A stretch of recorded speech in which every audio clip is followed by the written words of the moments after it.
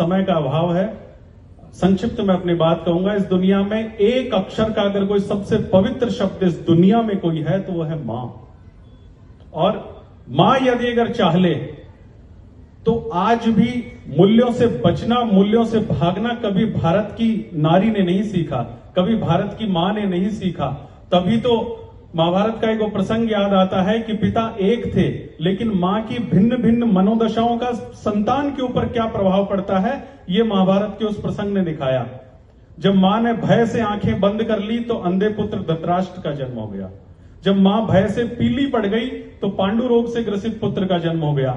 लेकिन जब मां ने व्यास जी महाराज के अंश को साक्षात श्रद्धा पूर्वक कोख में धारण किया तो धर्म स्वरूप साक्षात विदुर जी महाराज का प्रादुर्भाव इस धरती पर हुआ। मां ने सिखाया है। मां आज भी चाहे तो अगर मां कौशल्या की भूमिका में आ जाए तो आज भी मेरे देश को राम लखन मिल सकते हैं। मां अगर आज भी सुभद्रा की भूमिका में आ जाए तो आज भी मेरे देश को अभिमन्यु मिल सकते हैं। और मूल्यों से डरना, मूल्यों से बचना, मूल्यों से भागना भारत की नारी ने कभी नहीं सीखा। तभी तो लक्ष्मी बनकर 1857 की क्रांति में अपनी ममता को अपनी पीठ से बांधकर 23 साल की उम्र में 1200 शत्रुओं के मुंडों को विदीर्ण किया, दोनों हाथों में नंगी तलवारें लेकर। तभी तो पद्मिनी बनकर अपने स्त्रीत्व की रक्षा के लिए, अपने सतीत्व की रक्षा के लिए, अपने अस्तित्व की रक्षा के लिए अपने आप को जौहर कुंड में समर्पित किया।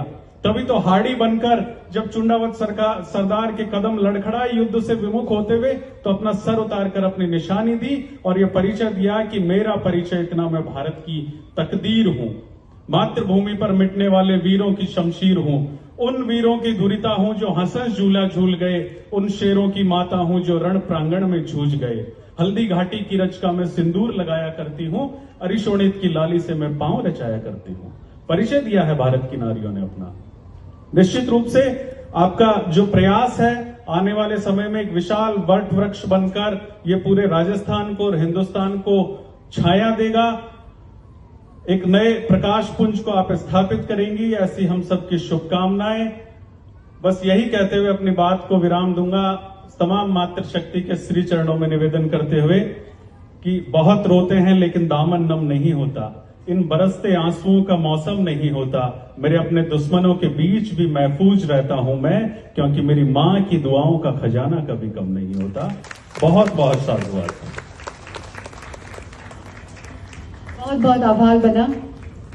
आप बहुत अच्छा कार्य कर रहे हैं क्योंकि आप खुद एक बहुत अच्छे समाज सेवी हैं और बांदीकुई से पार्षद रह चुके हैं ये 2 बार और अभी भावी नेता है। जिस तरह से आपने इनकी बोलने की कला से ही पहचान लिया होगा, कांग्रेस में बहुत एक्टिव है, गुजरात में ये बहुत अच्छे पद पर है, मीडिया प्रभारी है। तो आपका बहुत बहुत आभार, बहुत बहुत अभिनंदन। और